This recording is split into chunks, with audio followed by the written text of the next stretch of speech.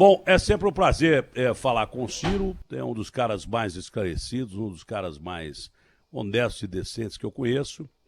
Toda vez que eu entrevisto o Ciro, os caras me chamam de comunista, e toda vez que eu entrevisto o Bolsonaro, os caras me chamam de reacionário, ultradireita, e toda vez... É assim, esse negócio de polarização virou uma coisa tão chata que já caiu até de moda. Agora, Ciro, em primeiro lugar, bom dia. Se você puder falar só bom dia, porque essa entrevista aqui é um de volta para o passado. Porque o que se diz fica cravado em pedra, né? A gente está falando tanto de religião e tal, e eu vou mostrar um vídeo seu que ficou cravado em pedra. Eu sei que é difícil falar isso para você, porque você é um cara que as pessoas têm até medo de entrevistar, que você é durão pra caramba. Mas se der para falar só bom dia, eu agradeço. Bom dia, Ciro. José, como o Boechat dizia, não dá para dizer só bom dia, eu quero substituir pelo agradecimento a Deus, trazer você de volta para a batalha, depois desse susto que você deu aos seus milhões de admiradores, entre os quais eu estou. Então, bom dia, mas eu estou muito agradecido a Deus por lhe trazer de volta para o batente. Rapaz, o que teve de gente que torceu contra também, é por isso que eu torço contra inimigo. O que teve de gente que torceu contra... Mas dessa vez eu vi. Muitos rezamos para você voltar para o batente. Você é uma voz importante na nossa vida. Eu acredito mais em Deus que eu vi alguém parecido com Jesus dessa vez, e a coisa teve feia. Coisa teve feia mesmo. Mas, Ciro, obrigado, viu? Obrigado pelo carinho. Eu sei que você ficou preocupado. Obrigado realmente pelo carinho. Agora, vamos ouvir um trecho de uma entrevista que eu fiz com você há algum tempo atrás. Quer ver? Tá aí no ponto, ô Garrafa? Se não tiver, já vai ouvir logo cedo. Vamos ouvir essa entrevista que eu fiz com o Ciro, um trecho da entrevista com o Ciro. Quer ver? Que vai dar o deslinde do fim do ano. E o quadro é trágico. Deixa eu lhe dizer, o Brasil vai terminar esse ano, volto a dizer, com 930 bilhões de reais em números redondos de déficit. Isso é 8 vezes o maior da história. Déficit na conta do governo. Né? Só para você ter uma ideia, quando a Dilma foi derrubada, o déficit foi de 36 bilhões de reais. Nós estamos falando em 930 bilhões de reais. Com o Temer foi 130, que foi o pior da história, nós estamos indo para 930. Na prática, a dívida pública vai pela primeira vez se aproximar de 100% do PIB. Quando a dívida cresce demais, ela encorta em curto prazo e encarece o preço. Então hoje, por exemplo, a taxa que o governo paga oficial, já ninguém mais respeita. O governo está com a menor Selic da história e a turma não aceita mais. Venceu o papagaio e só aceita se rolar se for com 3% acima da Selic. O que é um sintoma. 150 bilhões de dólares de brasileiros e de estrangeiros fugiram do Brasil. Aí você olha para a taxa de câmbio, ela está indo descambando de novo para os R$ 6,00, 5,40, 5,45, 5,50, 5,52 e o governo torrando reserva. Então são todos os sintomas de uma deterioração econômica muito grave, sem precedente. Quando a economia retomar, e eu espero que Deus nos proteja, que nos ajude a sair dessa pandemia, do isolamento, quando a economia retomar, o que nós estamos anunciando aí é uma pressão de inflação que ninguém quer ver. Mas se o câmbio sobe, o preço do pão quer subir. Se o câmbio sobe, o preço do pão quer subir. O preço da passagem de ônibus quer subir. O preço do remédio quer subir. O preço do celular quer subir. Ou seja, tudo mais ou menos acompanha o dólar. E se você tem uma dívida pública encurtando o prazo, ela vai virando quase dinheiro. E isso é inflação. Ou seja, o Bolsonaro está sinalizando para um quadro de deterioração econômica muito grave. É muito difícil que ele escape disso. O Guedes não fica, vou anunciar aqui de novo. É um mero palpite, mas eu duvido que o Guedes fique. Na hora que o Guedes sentir que o cocô vai se espalhar, ele vai arranjar um pretexto e vai cair fora. Bom, parece profético. Aí veio o Paulo Guedes e diz assim: Brasil pode ir para a hiperinflação. Falou ontem para o Estadão. Brasil pode ir para hiperinflação muito rápido se não rolar a dívida satisfatoriamente. Ou ele quer enfiar algum imposto, CPMF, alguma coisa na nossa goela, e parece que é isso, ou ele quer preparar já a saída que você previa. Enfim, ninguém tem a sua idade, a sua experiência, ninguém estudou tanto de graça, né? Então, o que você falou lá atrás estava acontecendo. E eu fiz até uma pergunta aqui um pouco antes. É claro que a economia mundial está quebrada, né? Os países estão quebrados. Mas eu perguntei para o Paulo Guedes, então, o que ele está fazendo lá? Porque num momento como esse, a gente precisa de cara que acha que é gênio, virar gênio mesmo e minimizar os efeitos da crise. Se ele diz que a gente está no fim do mundo, ele não fez nada para evitar o fim do mundo. Ou o que ele fez não deu certo. Seria mais ou menos isso, Ciro? De novo, é um prazer falar com você. Sem dúvida, Datena. Deixa eu lhe dizer, o Guedes não sabe nada da vida real da economia brasileira. O Guedes não conhece nada da história econômica brasileira. O Guedes é um desses intelectuais medíocres que leu até 1980 e de lá para cá nem sequer lê mais os livros americanos, que são uma realidade completamente diferente da realidade brasileira. Então ele não entende absolutamente nada. E você corretamente está dizendo, olha, a pandemia agravou muito o desequilíbrio das contas. Isso é verdade. A pandemia derrubou a receita pública, a pandemia aumentou as despesas, nós tivemos que correr em socorro de muita gente, que vai acabar agora. Isso tudo está certo. O mundo inteiro teve essa pressão e esse estresse. Mas, do outro lado, o que você está fazendo? O que a família brasileira faz? O que o empresariado brasileiro faz? Ajusta a conta. E a conta, de um lado, é a despesa, do outro lado é a receita. Se a despesa está fora de controle, você precisa passar um pente fino e arrumar essa despesa onde puder arrumar. No caso brasileiro, a maior despesa pública de todas é juro e rolagem de dívida.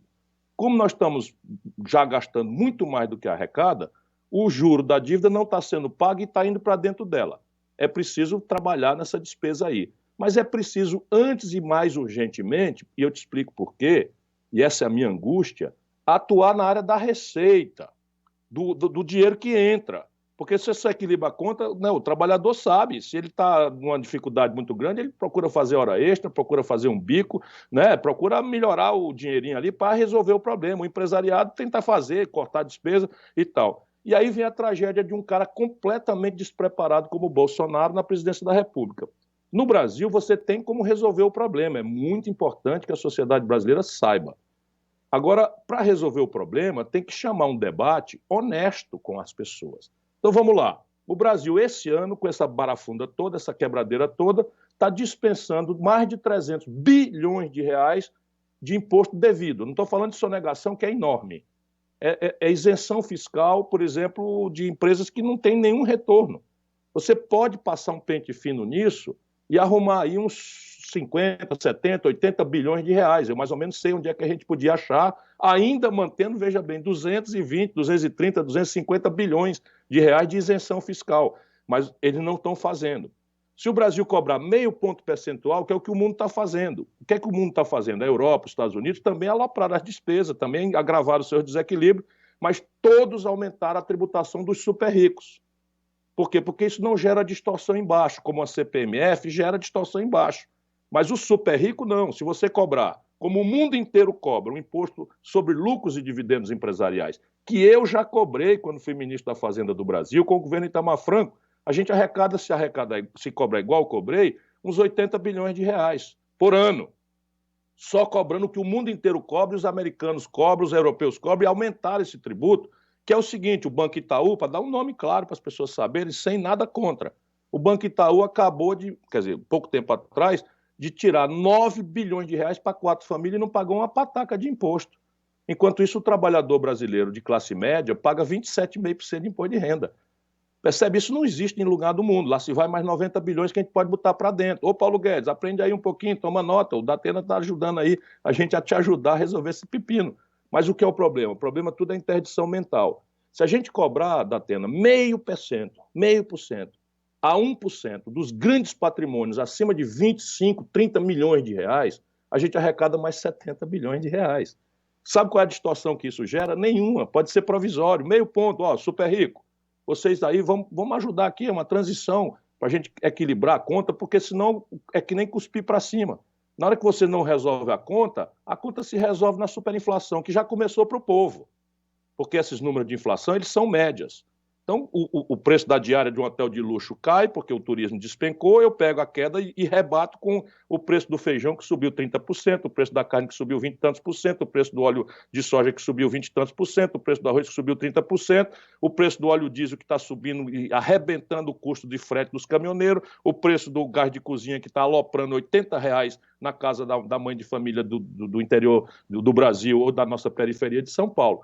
Agora, qual é a tragédia de botar gente despreparada e estagiário na presidência da República? Existe, Datena, solução. Eu já mostrei aqui algumas, eu não quero ser mais chato do que eu já fui, só que eu queria dar algum sopro de confiança no povo brasileiro nessa hora trágica. Porém, essas coisas têm que ser feitas obedecendo a um princípio da Constituição que chama princípio da anterioridade. O que é o princípio da anterioridade? Só posso mudar a estrutura de impostos, de tributação de um país para ela ter vigor no ano fiscal seguinte. Ou seja, nós estamos caminhando para metade de novembro, falta 45 dias em número redondo para o ano acabar, e esses caras nenhuma proposta têm.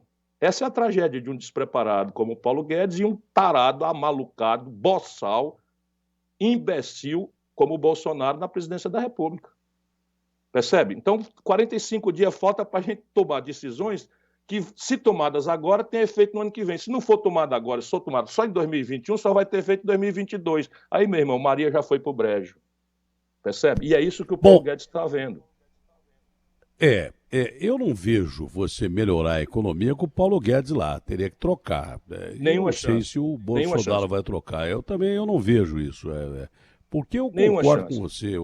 O Paulo Guedes acha que é ministro da Economia dos Estados Unidos, da China, de países ricos. Ele não é, né, de um país emergente que é uma grande periferia. Começa essa sua lógica, e ela é tão lógica. Primeiro, o Bill Gates, que é um dos caras mais ricos do mundo, ou ele dá todo ano metade da fortuna dele, ou ele dá e aplica em pesquisas científicas e ajudas humanitárias. E todo ano ele dando metade da fortuna dele, ele é sempre o primeiro ou o segundo mais rico do mundo. O que prova, primeiro, o ditado bíblico que é dando que se recebe. E que se o mais rico der um pouco mais, ele não vai ficar pobre. Ele fica pobre 2, 3 dias, ele vai continuar ganhando dinheiro e fica rico de novo. Outra coisa que ninguém sabe, a gente só fala... não, mas a gente só fala de crime organizado no Brasil. Olha, e crime político, que eu acho que é pior do que o crime organizado, mesmo porque eu acho que já tem crime organizado dentro da política. A gente não fala, e muita gente não sabe, que o que ferra mais o Brasil é a evasão fiscal. É o cara que não paga imposto. A evasão fiscal, ela é mais perniciosa que a corrupção e do que o crime organizado. Não sei se juntos, mas beira isso, a evasão fiscal. E muita gente também não paga imposto porque não acha justo pagar imposto para o Estado ter esse imposto mal aplicado, com gente roubando o imposto que o cara vai pagar. Eu vou pagar o imposto para saber onde não vai. Se eu soubesse que aquele tijolinho daquela ponte fui eu que paguei, está tudo certo. Mas aquela ponte foi o Odebrecht que fez e político levou dinheiro, o dono da empresa levou dinheiro também. Então por que eu vou pagar imposto? Tem cara que pensa assim. Esse é o grande detalhe. E continuando nessa sua regra de exposição, nós temos 210 milhões de habitantes, não é isso? Se tem isso, um pouco mais do que isso, não sei, é isso. Tá? Sabe quantos bilionários tem no Brasil? 40 só. 40 bilionários em 210 milhões de habitantes, o que mostra uma divisão de renda absurda, desonesta e impensável. A distribuição de renda no Brasil é uma coisa execrável. Metade da população brasileira não tem esgoto, não tem privada. 20 milhões de pessoas não têm água encanada. Num dos países que tem um dos maiores potenciais do mundo, que tem no agronegócio possibilidade de competir com os americanos em 20, 30 anos, já compete com a Europa diretamente, um país rico pra caramba e um povo pobre pra caramba. Então tem alguma coisa errada aí, pô. É a política. 5 pessoas, Datena, 5 com os dedos de uma mão, acumulam hoje fortuna equivalente às posses de 100 milhões de brasileiros. E o Brasil, você falou, tem 42 bilionários e a proporção do imposto que eles pagam é de 6% sobre a sua renda, enquanto a população, porque é tributada no consumo, é tributada diretamente no imposto de renda de salário, paga entre 30% e 40% de carga tributária. Essa é a perversão e essa é a pista da solução. Não é para ter nada contra rico. Apenas a gente tem que distribuir a conta dessa tragédia humana, né, de saúde pública e de colapso econômico, a gente tem que distribuir a conta para salvar o país, inclusive os ricos. Porque, repare, os ricos no Brasil estão saindo do país violentamente. No governo Bolsonaro, 150 bilhões de dólares, você pode multiplicar isso por 5, um número redondo, embora seja mais, para a gente ter o cálculo em real. Ou seja, 550 bilhões de reais, meio trilhão de reais, fugiram do Brasil no governo Bolsonaro Guedes, no dólar. Não é? Indo embora, 150 bilhões de dólares. O que é que acontece? Se o dólar vai-se embora, você tem o preço do dólar em real aumenta. O Bolsonaro empobreceu a sociedade brasileira e o Paulo Guedes em a metade. Os ricos brasileiros que não tiveram a condição de tirar o dólar para fora, perderam metade da sua capacidade de comprar. Veja bem, porque tudo, os preços na prática, tudo acompanha o dólar. Porque o povão não compra dólar, mas come pão. O pão é feito de trigo e o trigo é em dólar. O povão não compra dólar, mas come arroz. Se o dólar fica desse preço, o agricultor vende o arroz para o estrangeiro, o preço do arroz explode aqui. O óleo de soja em dólar vende para o estrangeiro, que ganha mais reais, porque o dólar saiu de 3,70 para 5,40, 5,50 na mão do Bolsonaro. Essa entrevista eu te dei em março passado. E estava tudo escrito nas estrelas, e essa enganação, a mentirada, que se aloprar o salário do povo, o investimento volta, se aloprar a aposentadoria do povo, o investimento volta, se acabar com o serviço público, o investimento volta. 150 bilhões é a maior fuga de capital, fuga de dólares da história do Brasil. E o Brasil era a nona economia do mundo há mais de uma década. O Bolsonaro e o Guedes derrubaram a economia do Brasil, empobrecendo pela metade do nosso povo para a 12ª economia do mundo, na mesma pandemia. Que a pandemia papocou na Coreia do Sul, papocou na Índia, papocou no mundo inteiro. Por que o Brasil é a moeda que mais desvaloriza no mundo? Paulo Guedes e Bolsonaro. Por que o Brasil tem a maior fuga de capitais do mundo? Bolsonaro, Paulo Guedes. Por que a maior quantidade de mortes é os Estados Unidos, logo depois o Brasil? Bolsonaro, genocida, recomendando remédio como um charlatão, sabotando o esforço da vacinação, politicando em cima de vacina e de morte do povo, chamando a sociedade brasileira de maricas. Ele tem um problema de armário, porque ele só vive falando disso, de negócio de sexualidade, de orientação sexual. Bolsonaro não tem a menor compostura, nem respeito pela população brasileira. Então, veja, estão destruindo a nossa economia. E isso vai ficar um legado macabro. O que eu apenas quero dizer é que tem solução. Vai dar muito trabalho, mas tem solução. Ciro, você já foi ministro do Lula, depois chegou a dizer que o Lula ou roubou ou permitiu que fosse roubado muito. Você teve encontro com ele agora, não se tem muita notícia desse encontro, mas obviamente que é encontro visando eleições presidenciais que estão já em pauta aí. O Dória fala que não está em eleição, mas está. O Bolsonaro assume que está em eleição e está mesmo. Tá? E você sempre disse já há muito tempo que já estava em eleição. Tá? Que pretende ser presidente da República Federativa do Brasil. O que é que foi tratado nesse encontro com o Lula e se há a possibilidade de uma chapa formada por você e pelo Lula, vocês que já tiveram amor e ódio aí, às claras? O governador do Ceará, Camilo Santana, é meu companheiro, meu aliado, e é um grande sujeito. Ele é aprovado aqui por quase 80% da população brasileira.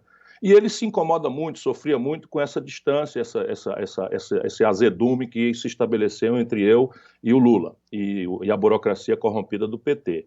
E me fez um apelo, né, se eu aceitava conversar. Olha, quem pega é catapora, eu sou um vocacionado para a política.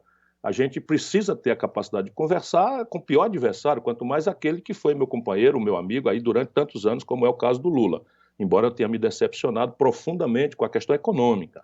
Né? O PT, que fez um belo trabalho no primeiro momento, quebrou o Brasil. Vamos ser honestos, não foi o Bolsonaro que produziu essa crise. Quem produziu essa crise foi a Dilma e o desastre de chamar o Levi, de fazer essas renúncias fiscais todas tremendas, e o desemprego explodiu e tal, enfim.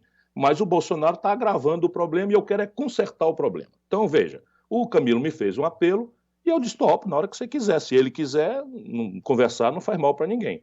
E o Lula, e eu digo, hoje eu fico satisfeito de ter aceito, o Lula, enfim, pediu para que a conversa acontecesse. Nós passamos ali umas 4 horas conversando como a gente diz assim no ditado popular, lavamos a roupa suja para valer. Eu disse tudo que eu imaginava que tinha que dizer para o Lula, refletindo sobre as coisas, sem rancor, mas com muita... Mesma coisa que eu falo em público, falei para ele, com as delicadezas necessárias, mas com a firmeza e a clareza necessária. Ele também falou para mim tudo que ele pensa, e eu diria a você que saímos de lá, eu e ele, do jeito que entramos. Não mudamos de opinião, nem eu mudei de opinião sobre o desastre econômico, nem sobre o desastre moral que eles representaram. Eu atribuo a essa condução desastrada a tragédia em que o Brasil foi mergulhado com esse bolsonarismo boçal. O São Paulo deu 70% dos votos, uma cidade progressista, uma cidade líder da América do Sul, que votou a vida inteira conosco, do nosso lado, deu 70% ao Bolsonaro. Eu não posso chamar esse povo de gado, eu não posso chamar esse povo de fascista. Eu tenho que entender que o nosso povo se decepcionou muito e eu tenho que abrir o meu coração para a gente se reconciliar, que é na luta na qual eu estou fazendo. Enquanto isso, a turma da burocracia, especialmente do PT, esculhambando o povo, fascista, não sei o quê, resultado estão aí, sendo banidos das eleições pelo Brasil inteiro.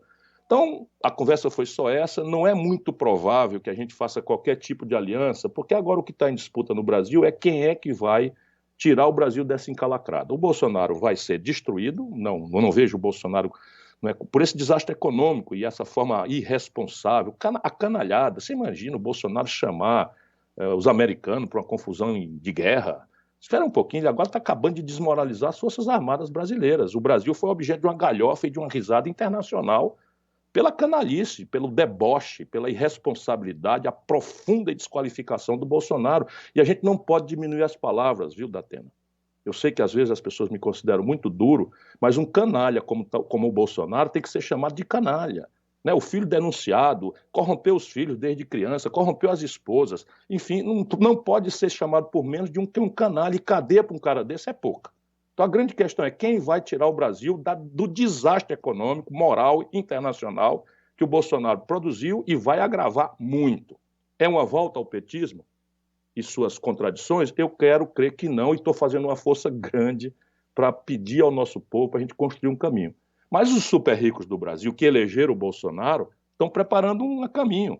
Eles querem lavar as mãos, ele acha que o nosso povo é burro, então o Luciano Huck, que votou no Bolsonaro, o Dória, que era Bolsodória, que votou no Bolsonaro, o Sérgio Moro, que vendeu a toga e tirou os direitos políticos de um político, e tirou esse cara da eleição, não estou nem fazendo juízo de valor, e no dia seguinte foi ser ministro do político que ganhou a eleição por causa da sentença dele, que é um malandrão, que trabalhou com o Bolsonaro para cobertar a corrupção da mulher do Bolsonaro, dos filhos do Bolsonaro, que é esse Sérgio Moro, estão se juntando para tentar fazer o povo de idiota e dizer, olha, o Bolsonaro é um desastre, nós precisamos ir por cento. Tudo direitista, protofascista, tudo tem o mesmo projeto do Paulo Guedes de esquartejar o Brasil, de entregar o Brasil para o estrangeiro, e nós não podemos deixar o Brasil nem renovar esse compromisso que está quebrando o nosso país, destruindo o nosso mercado de trabalho.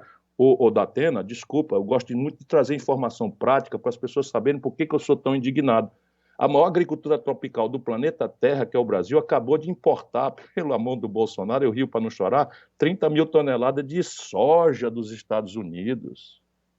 O agronegócio brasileiro perdeu, está se arrebentando, o Bolsonaro deu uma cota de etanol, liquidando o setor sucroalcooleiro brasileiro, que já vem numa dificuldade grande. Alô, Ribeirão Preto, alô, querida São Paulo, o Bolsonaro está liquidando um dos setores que mais emprega e gera renda, que é a bioenergia, o etanol brasileiro, importando dos Estados Unidos. O Bolsonaro aumentou a cota de importação de trigo dos Estados Unidos. O Bolsonaro destruiu 1/3 da capacidade de produção das refinarias da Petrobras e o Brasil virou o maior importador de diesel, gasolina, querosene de aviação e gás de cozinha dos Estados Unidos.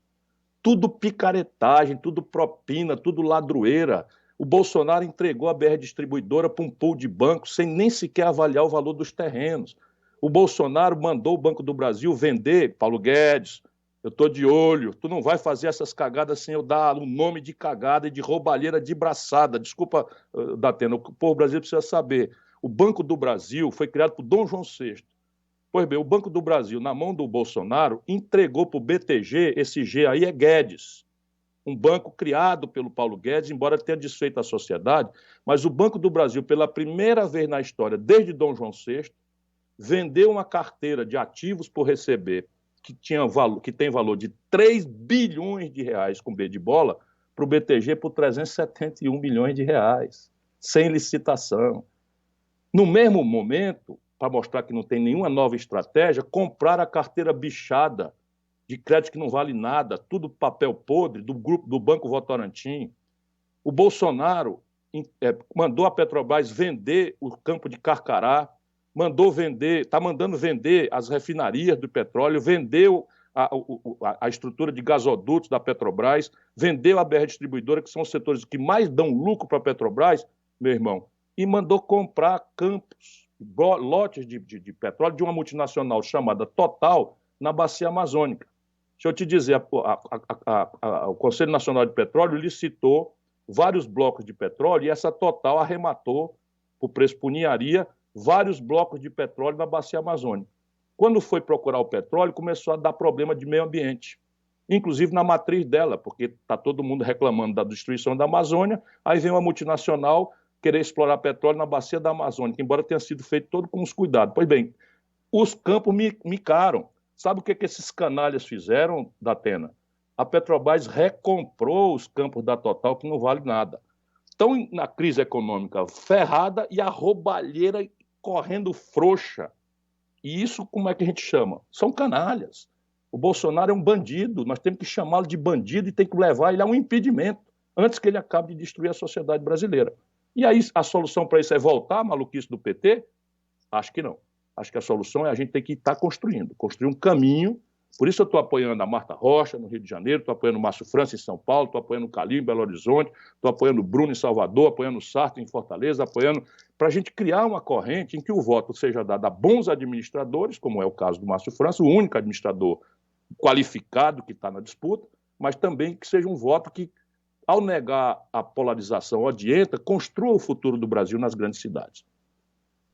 Faltou só um rabicho, que quando você disse que depois das 4 horas com o Lula, você disse que é provável que haja uma aliança, mas um provável não muito definitivo, não é uma aliança nem com o Lula, eu não acho nem com provável, o PT.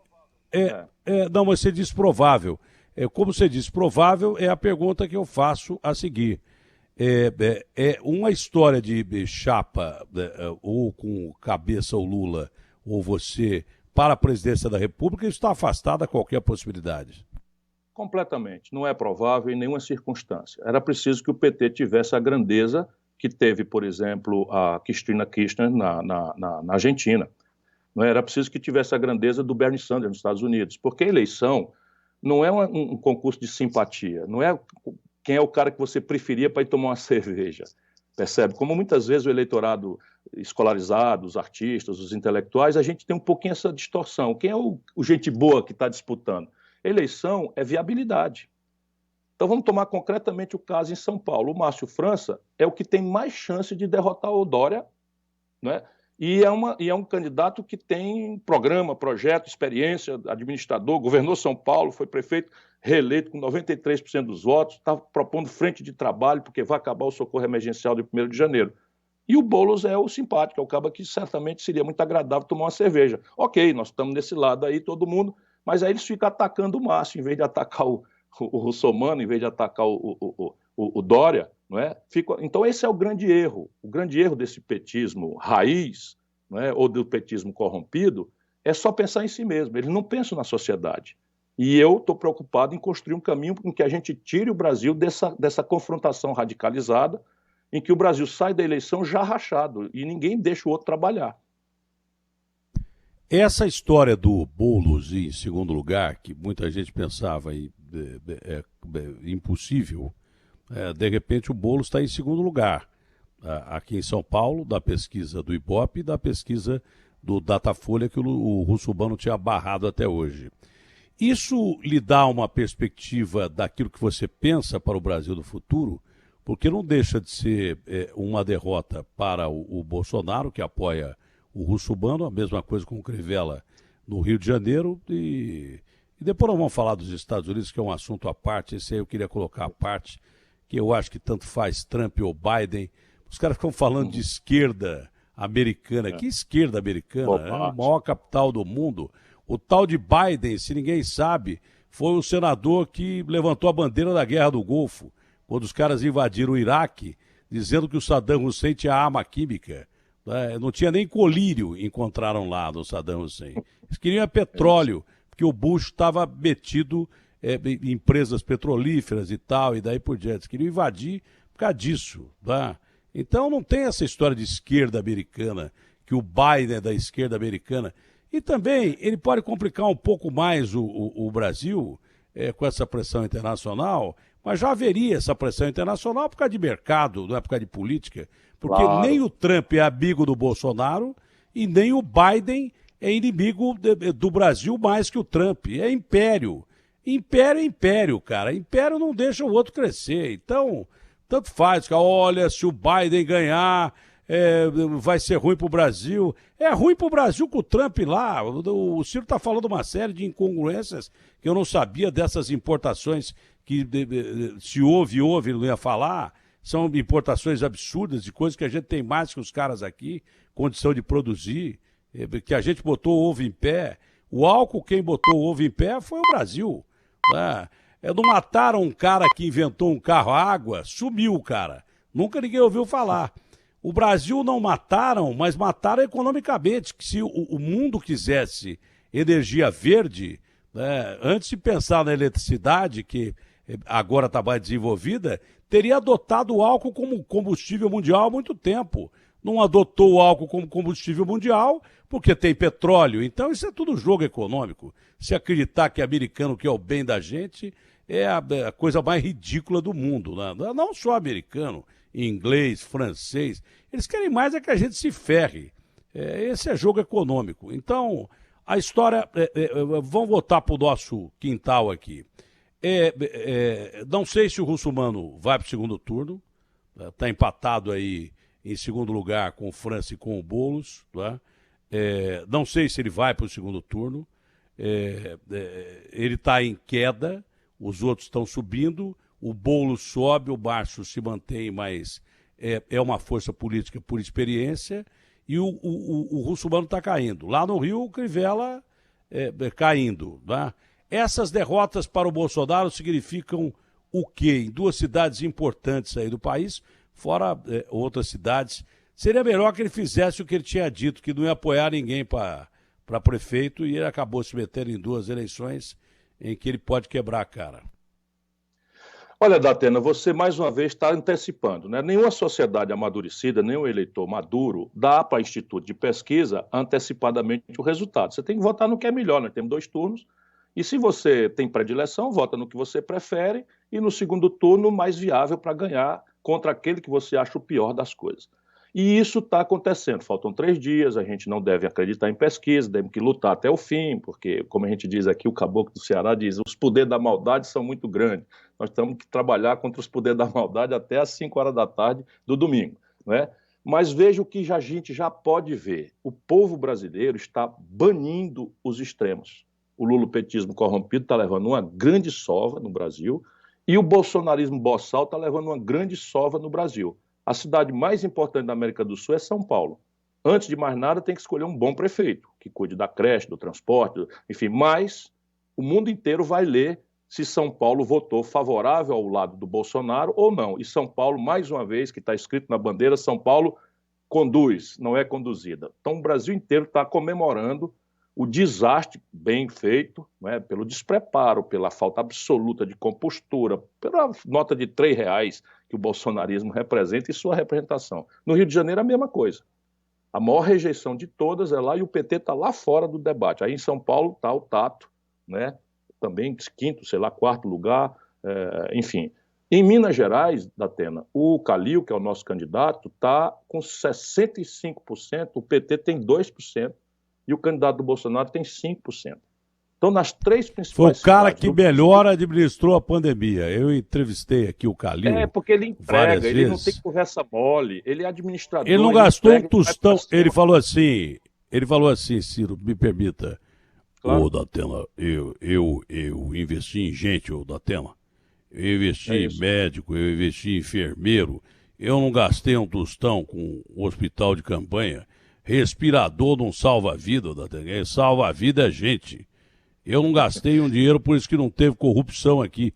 Pô, o cara que não fez um hospital de campanha, ele já ganhou no primeiro turno, assim, já ganhou para a próxima eleição. Vamos ver, mas enfim, aí você descendo pelo Brasil afora, é isso que está acontecendo.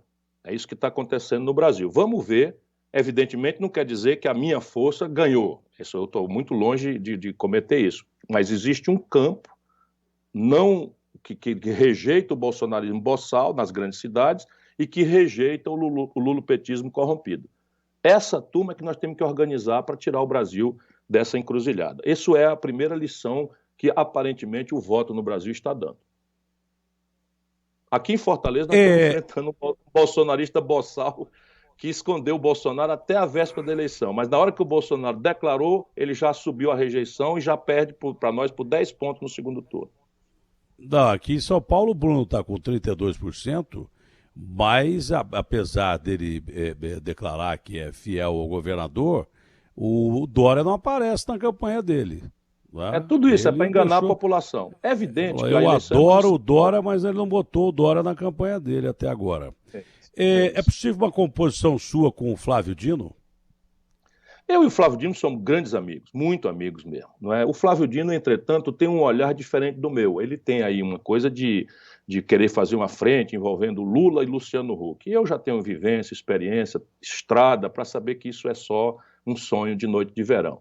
E, enfim, eu conversei com o Lula sobre essas coisas. Me disse de novo que não é candidato, evidentemente eu não acredito, porque eu sei que ele é candidatíssimo, mas a preço de hoje, concretamente, o Lula não pode ser candidato. Trata-se, então, da gente ou repetir a velha mentira, usando a popularidade que ainda tem do Lula, justa, diga-se sabendo a verdade, ou se nós vamos dar o passo adiante de construir um caminho novo, que basicamente tem a ver com aquele primeiro momento da nossa conversa hoje. Meu irmão, desmantelo econômico não tem igual na história. Pela primeira vez na história do Brasil, a quantidade de trabalhadores saudáveis para o trabalho, empurrados para a informalidade, é maior do que quem está trabalhando com carteira assinada. A primeira vez na história do Brasil. Significa o seguinte, mais da metade da força de trabalho, trabalhando sem qualquer proteção, nem hoje nem na velhice. É o país do Uber, é o país do aplicativo, é o país da volta à escravidão, nenhum direito trabalhista, nada. Essa selvageria não tem que corrigir. Isso é o que está em discussão. Esse é o problema do mundo, né? Você imagina um país pobre como o nosso. A Europa, o que tem de desemprego é um negócio impressionante. Os Estados Unidos chegaram quase a... Mas lá eles não tem mais nada para fazer em matéria de infraestrutura. E você lembra que o Brasil tem metade dos domicílios sem saneamento básico. Se a gente abrir uma frente de trabalho para fazer saneamento básico no Brasil, a gente vai ter... Pobreza lá é diferente daqui, né? Aqui é miséria absoluta. Pobreza lá, o cara quando é pobre lá, ele é remediado aqui, a classe média aqui, pô. É isso aí. Tem um estado de seguridade social, tem transporte público subsidiado, tem saúde pública subsidiada, etc, etc, etc. Mas no Brasil nós temos um por fazer. Esse país aqui, se verticalizar a produção de petróleo, gás e bioenergia, se verticalizar a produção do complexo industrial da saúde, faz sentido o Brasil importar máscara da China? Nosso tostão financiando emprego na China, acaba tudo isso se um dia eu for à presidência da República. Eu vou organizar uma base de complexo industrial de saúde, porque a ferramenta é a compra do governo, o dinheiro já está ouvindo na conversa. Sabe quanto é, Datena? 17 bilhões de dólares. Isso significa algo ao redor de 70 bilhões de reais que nós estamos mandando para financiar emprego na Europa, com bobagens que a gente pode fazer aqui, cama de hospital, prótese, remédio, fármacos químicos, máscara de coisa, respirador, com as nossas universidades, fazendo uma política industrial de comércio exterior. O Brasil vira um grande protagonista global nesse complexo industrial da saúde. Complexo industrial do agronegócio, a metade dos custos de produção da agricultura mais pujante do mundo são importados do estrangeiro. Qual é o sentido do Brasil importar o fertilizante, importar agrotóxicos? A gente pode produzir aqui, gerando emprego aqui. Isso é porque o Brasil tem jeito. Agora, os nossos governantes estão a serviço das prepotentes potências internacionais e não a serviço do Brasil.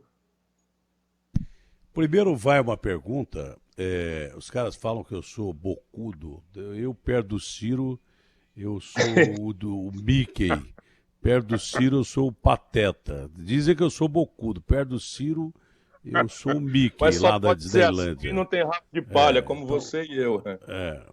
Mas vamos lá, vamos discutir um assunto que está em pauta pra caramba, né? Primeiro o Moro me falou, uns 15 dias antes dele falar, que ele assumir que tinha almoçado com o Luciano Huck lá na varanda do apartamento dele para tratar de presidente da República, eu perguntei para ele aqui, a chamada da rádio, tem aqui, o senhor pensa em ser candidato a presidente da República? Eu já tinha conversado com ele, não, Datena, não é, isso é ficção, e ele já tinha falado com o Huck. Então vamos lá, vamos desmembrar essa pergunta aí. Primeiro, uma chapa Huck, Moro, independente de quem seja a cabeça da chapa, estão dizendo que é de centro, né, essa chapa. Eu não acho que não é nem de centro espírita isso aí, é muito mais à direita do que de centro. Mas como é que o senhor encara, por exemplo, uma chapa Luciano Huck e... Eu vou te chamar de você pela intimidade que a gente tem. Claro, lógico. Eu já te conheço faz muito tempo, desde aquela conversa que nós tivemos, genial, na beira do rio Piracicaba. Com o velho Magrão, nosso Sócrates. Quando o Sócrates te entrevistou e tal, a gente estava lá. Eu era o diretor, eu já apresentava programa na Record, mas eu não podia aparecer na TV lá do Chaim de Ribeirão, porque era outra emissora. Então eu virei diretor do programa do Sócrates. Eu criei um nome lá, acho que é Duda Almeida, um negócio assim. Eu era o diretor do programa do Sócrates, eu que dirigia o Magrão, e fizemos uma entrevista muito bacana. Aliás, o bom não foi a entrevista, né? Vamos dizer aqui bem a verdade, o bom não foi a entrevista do Sócrates com o Ciro, o bom foi a cachaça depois, que nós comemos um peixinho. Cervejinha, tomamos cervejinha ali na beira do rio Piracicaba. O Magrão gostava. O Magrão gostava, e o Magrão nunca gostou de cachaça, de bebida pesada, era só cerveja. E vou te contar uma coisa, hein? Eu dei muito porre no Magrão. Eu deixei o Magrão de porre muitas vezes. Tanto que eu perdi metade do pâncreas. A única diferença é que ele mudou de plano, eu estou aqui ainda, mas eu estou quase lá também. Agora vamos discutir. Vai demorar muito. Vamos discutir. Não, eu também não faço questão. Vamos discutir aqui, do jeito que está o negócio, sei lá. Vamos discutir aqui esse negócio do Huck Moro, porque parece brincadeira, mas não é. O Brasil não pode mais ficar brincando com política. Então, vamos discutir essa chapa aí, Huck, Moro, ou então, já subdividindo a pergunta, um dos nomes separados e ligados a alguém. Veja, quais são os atributos que o Luciano Huck ou o Sérgio Moro têm para se oferecer, para ter como primeira experiência política tomar a presidência da República, da economia do Brasil, que é na pior hora da crise mais trágica, com um esgarçamento político absolutamente grave, com o Congresso Nacional meio que dominado pela fisiologia, pela roubalheira, mandando e desmandando sem assumir responsabilidade nenhuma. Eu acho que isso é pedir para morrer. E vou dizer isso com todas as letras, S's e R's. Mas a gente precisa entender que não são os dois. Existe no Brasil um poder real. Os super ricos no Brasil, 5 pessoas acumulam a fortuna de 100 milhões de nacionais. Não é? Essas 5 pessoas se reúnem, elas jantam juntas. E elas têm uma influência central na grande mídia. A única mídia comercial que deixa eu falar é a Bandeirantes. A única. Esses números que eu dou aqui não saem na televisão, na TV Globo, na TV Record, nem a pau Juvenal. E são números. Qualquer pessoa pode dizer, você é um irresponsável, mentiroso. Não é verdade que um terço da Petrobras, das refinarias da Petrobras estão paralisadas e que nós estamos agora, paramos as nossas refinarias e estamos pagando emprego nos Estados Unidos, comprando nosso gás de cozinha, todo o querosene de aviação. Então, esses números são todos concretos e é uma negociata grande, meu irmão, para você manter a sua estrutura produtiva parada, enferrujando e preparando para vender a preço de ninharia na pior fuga de capitais do mundo. Então, essas coisas eu estou falando. Sabe quem comprou a BR Distribuidora? Não foi nenhuma empresa de distribuição de petróleo, foi um pool de bancos no Brasil. O que é que banco entende de petróleo, pelo amor de Deus, de distribuição de petróleo? Não entende nada. Negociata, propina, toco, corrupção grossa, né? Que não é negócio de superfaturamento de 3% em obra da Petrobras, que foi o tal petrolão, né? O mensalão, que é negócio de dinheiro, né? de banco BMG e não sei o que e tal. Tudo isso é ladroeira e tem que ser punida, mas a roubalheira é assim, 3 bilhões de reais do Banco do Brasil de ativos por receber, vendido por 370 milhões para o banco que foi criado pelo Paulo Guedes. Percebe? E na mesma data comprar a carteira bichada do Votorantim. Então essas coisas eu estou dizendo com os nomes, ou eu sou um irresponsável, que tem que ser punido, Eu tenho que ser processado. Se eu estou chamando o governo Bolsonaro de corrupto, o Bolsonaro de ladrão, canalha, tudo que você de pior tiver para dizer, eu tenho que responder. Por que o Bolsonaro não me processa? Sabe por quê? Porque eu tenho os documentos. A Natália, filha do Queiroz, era funcionária, não era dos filhos do Bolsonaro, não era do Bolsonaro, nunca deu um dia de serviço em Brasília. Assinava o recibo, o Bolsonaro estava o dinheiro no bolso. Bolsonaro roubava dinheiro da gasolina do gabinete dele. Compare o Ciro Gomes, deputado, na mesma época do Bolsonaro, deputado, eu gastava R$ 600 do contribuinte por mês de gasolina para trabalhar. O Bolsonaro chegou a gastar R$ 42 mil no único mês de gasolina. Bota isso aí, gasolina, e bota para um carro rodar. R$ 42 mil por mês, dá para o cara dar 3 voltas na terra. Era recibo falso para o Bolsonaro roubar e botar no bolso. Bolsonaro recebeu auxílio moradia, tendo um apartamento em Brasília, e disse para todo mundo ouvir que era para comer gente. Isso é um boçal que nós temos que denunciar com todas as forças do nosso coração. E só pode fazer isso quem pode provar. Me processa, Bolsonaro. Deixa de ser frouxo, rapaz. Deixa de ser covarde, seu fuleiragem. Me processa para eu mostrar os documentos todos e o Brasil te conhecer. Acabar de uma vez por toda essa ilusão de tu só explorar o nosso sofrimento, a justa decepção do nosso povo com as maluquices do PT. Eu não sou o PT, não, eu sou limpo. 40 anos de vida pública, voltando aqui. Então, veja, o Luciano Huck votou no Bolsonaro. O Moro vendeu a toga, condenou o Lula, tirou o Lula da eleição e foi ser ministro do Bolsonaro. Isso em qualquer país sério do mundo, o nome disso é corrupção, é vantagem, receber vantagem. E ele foi para lá com a promessa de ser ministro do Supremo. Depois o Moro, tão malandro e mau caráter que gravou o chefe. Por isso que o povo brasileiro ficou com o Bolsonaro, e nesse assunto o Bolsonaro tem toda a razão. Como é que pode? Então eu, em confiança, sou teu ministro, Datena, tu é presidente, eu sou teu ministro, a gente encontra diariamente, tem uma discussão, uma conversa, uma orientação, uma desavença, como é natural, e eu te gravo. E no dia que eu me desentendo contigo, você imagina as minhas conversas com o Lula, eu vou gravar e botar, porque agora virei adversário do Lula. Isso não é coisa, isso não é decente, isso é coisa de bandido, de mau caráter, de mafioso. Eu vou mostrar isso na televisão, tudinho. Não vou deixar essa turma mentir, enganar o povo brasileiro. O Moro bolsonarista. Agora somos cornos do Bolsonaro, tudo querendo se apresentar de centro e anti-Bolsonaro. Sabe o que é? Eles pensam que o nosso povo é burro. Eles pensam que o nosso povo é idiota, eles pensam que a nossa imprensa toda está comprada para repetir essa mesma coisa. De centro. Isso tudo é fascismo. Aí tudo bem, o Dória está na estrada, foi prefeito, prometeu que ia ficar, mentiu, faz o governo de São Paulo desastrado. Nós aqui no Ceará pagamos um professor mais do que o grande estado de São Paulo. Depois desses anos todos dessa gente mandando em São Paulo, como é que um estado pobre como o Ceará paga para um professor um salário melhor do que o Estado de São Paulo, do que a Prefeitura de São Paulo? Isso é o que nós precisamos discutir, mas o Dória é da estrada. Nova política, o Dória era homem do... Polícia. A nós pagamos Polícia melhor de São também, Paulo desastre. A polícia, Faz 4 anos polícia que de não São Paulo é a recebe segunda mais mal paga do Brasil. E faz 4 anos que não são reajustados os servidores. Isso é que está em debate. Mas eu volto a dizer, esses dois aventureiros, nós temos que tirar a máscara deles. Sabe por quê? Porque o nosso povo é muito sofrido. Aí chega sábado, 2 horas de Luciano Huck, né? Pega R$1 milhão do Magazine Luiza, que patrocina lá, bota 900 mil no bolso, aí pega 100 mil e faz uma caridade humilhando as pessoas. Vem para cá, ganha não sei o quê, ganha não sei o quê e tal. E aí tem uma imagem de gente boa, aí fica falando em desigualdade. Porra, o cara é um playboy. O cara é um playboy, sabe? O problema do Luciano Huck é apagar a fotografia no Instagram. Ei, Luciano, não precisa apagar as nossas, não. Né? Eu tenho até boa relação pessoal com ele. Você nunca vai ter vergonha de ter andado comigo. Eu se garanto, como diz o Gael, meu pequeno filho de 5 anos. Né? Mas, porra, Joélia Batista, Écio Neves, Alexandre Ascioli, JBS, tudo que não presta na vida brasileira, o Luciano Huck estava lá. E agora vai se apresentar de nova política, o novo gestor, centro político. Conte outra que essa aí eu não vou deixar vocês enganarem o povo, não. Ô Ciro, você tem mais alguma bala na agulha ou já esgotou o estoque?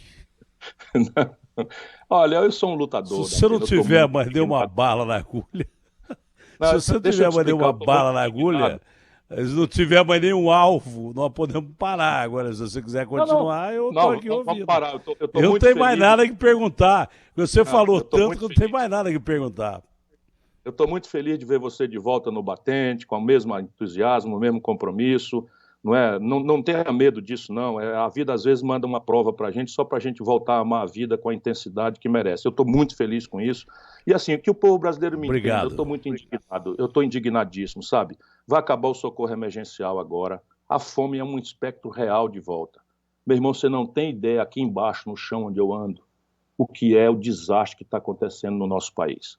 Sabe, os meninos todos perdendo o ano letivo, pequeno comerciante, 6 meses fechado. Ontem eu visitei barbearia, café, sabe, todos descapitalizados, com nome sujo no SPC, e esses vagabundos fazendo esse jogo politiqueiro, salafrário, a partir do Bolsonaro. Olha, quer que não me importa o resultado, eu vou dizer para o povo brasileiro o que precisa ser dito, e vou lutar muito para que a gente construa um caminho diferente contra um lado do bolsonarismo boçal e contra essa decepção que o petismo corrompido, a parte corrompida, né, porque tem muita gente boa do PT, e construir um caminho concreto. O Brasil tem saída, mas exige uma atitude política, e nós precisamos levantar o povo brasileiro sem medo desses super ricos que engabelam a sociedade. Olha, falando em fotografia, pena que eu e você, o Magrão, não tiramos uma foto aquele dia na beira do Rio Piracicaba, viu? Porque sim, eu se tenho tivesse aquela foto... Eu tenho muito amigo do Sol. Mas se eu tivesse aquela foto... o Casão, grande cara. Mas se eu tivesse aquela foto, eu ia botar hoje na minha rede social. Eu não mexo com rede social, pois eu vou procurar. Gosto. Eu acho que eu tenho. Essa foto eu vou procurar. Se você achar, você me manda que eu ponho na foto do meu WhatsApp com o maior prazer. Ao invés de eu apagar, eu vou colocar. Porque eu tenho o maior orgulho em dividir essa amizade com você. A gente pode pensar diferente aqui e ali, mas eu considero você um cara de um baita de um caráter e um sujeito de uma coragem inesgotável, diria isso. Né? Você tem alma de nordestino. José Luiz da Atena, volte ao batente com toda a força, a sua bomba está inteira de novo. O que conta esse negócio. Ruim suas coisas, tá feliz, como eu. Se é uma coisa que eu nunca tive e não tenho, é medo de morrer. Você sabe porque o Sêneca já dizia, né? Você, a partir do momento que você nasce, você está aprendendo a morrer. Faz parte da vida. E nenhuma das vezes que eu tive bem próximo da morte, não foram poucas vezes, eu fiz uma cirurgia de tumor do pâncreas há 15 anos atrás, pouca gente resiste a isso. Tá certo que eu devo a Deus e aos médicos, ao doutor Marcel, doutor Juquemura, que foram médicos excepcionais, mas com a ajuda de Deus. Tirei um tumor da garganta, tem outro aqui, se precisar tirar o tiro. Tive 5 stents implantados há pouco tempo atrás, o Calil, o Davi me salvaram. Dessa vez eu tive um infarto quando coloquei mais um stent. Em nenhum desses momentos eu tive nem um tiquinho só de medo de morrer. Morrer, meu irmão, é a coisa mais fácil do mundo. O duro é viver e ser honesto durante a sua vida. Isso é o que vale. Amemos a vida, celebremos a vida, lutemos para proteger a vida. E honra as calças que você tem. E honra as calças que você tem. E honra o vestido que você tem. Homem ou mulher tem que ter caráter. E pronto, acabou. Ética independe de gênero ou escolha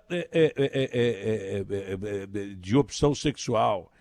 Ética é uma coisa que está acima de tudo, mas que um dia um político desses aí que você citou, não vou falar qual, me falou que política não existe ética.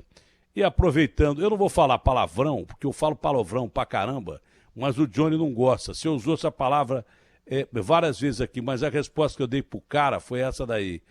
Ética você precisa ter até pra pi. Eu mesmo vou dar o pi aqui. Abraço grande, Ciro. Foi um prazer falar contigo. Abraço grande, Datena. Gente querida do Brasil inteiro, de São Paulo. Juízo aí, que Deus abençoe no domingo para a gente tomar a decisão correta. Abraço grande, Ciro.